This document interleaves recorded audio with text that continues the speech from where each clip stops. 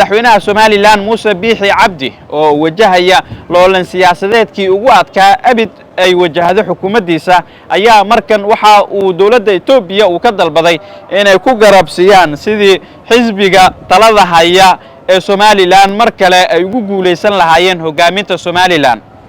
Abiy Ahmed qoraal uu u diray oo qarsoodiga Muuse Biixi Cabdi oo aynu ka soo xignay xubno ka mid ah madaxtooyada ayaa xaqiijinaya in Abiy uu ka dalbaday inuu kala shaqeeyo sidii talada Somaliland ugu soo laaban lahaa Muuse Biixi Cabdi oo ilaa imikan aan shaacin hankiisa musharaxnimada madaxweynaha Somaliland gaar ahaan xisbiga kulmiye uu ka tirsan yahay. xogta waxa ay cadeynaysaa in Itoobiya u ballan qaaday in Muuse Biixi Cabdi ay kala shaqeyn doonto doorashada iyo loolanka adag ee dhinaca siyaasadda uu wajahayo culaysyada kala duwan ee gudaha Somaliland oo axsaabta siyaasadda uu kala kulmayana in Itoobiya ay doorkeeda ka qaadanayso oo ay fududeynayso. markii ugu horeysay dawladda Itoobiya waxay noqon doontaa inay soo farageliso siyaasadda iyo guud ahaan howlaha doorashooyinka Somaliland iyadoo oo ay fulinayaan danaha Itoobiya xubno ka mid ah madaxtooyada Somaliland oo ugu horeeyo Muuse Biixi Cabdi.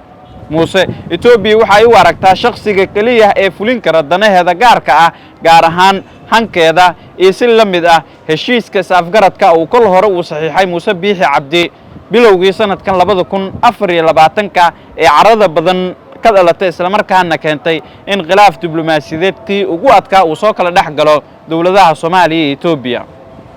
waxa sidoo kale xogta aynu helnaa ayay sheegaysaa in Itoobiya ay doonayso in gudaha Soomaaliya gaar ahaan gobolada waqooyi oo deegaanada Somaliland ay soo geliso ciidamo gaar ah oo ay ugu talagaleen inay uga hortagaan abaabulka dadka kacdoonka ah ee diidan in qayb ka mid ah badeena lagu wareejiyo dawladda Itoobiya ama dawladda xabashida.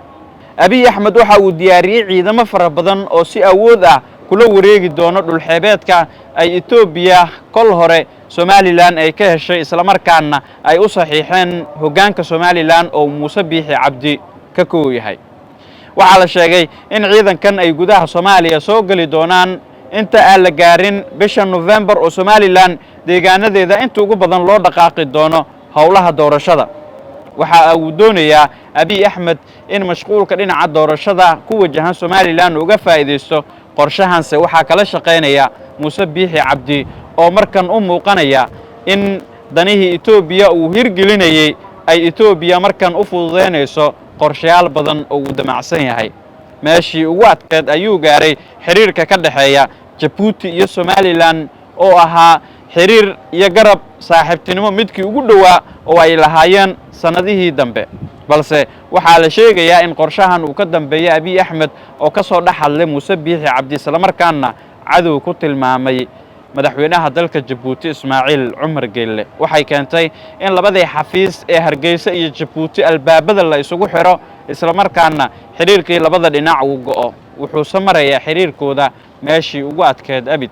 kusoo kordha xogahan xasaasiga ah page-kayga isha ku hayo waxaad noqon doontaa qofka ugu horeeya ee daawada. nabadgelyo.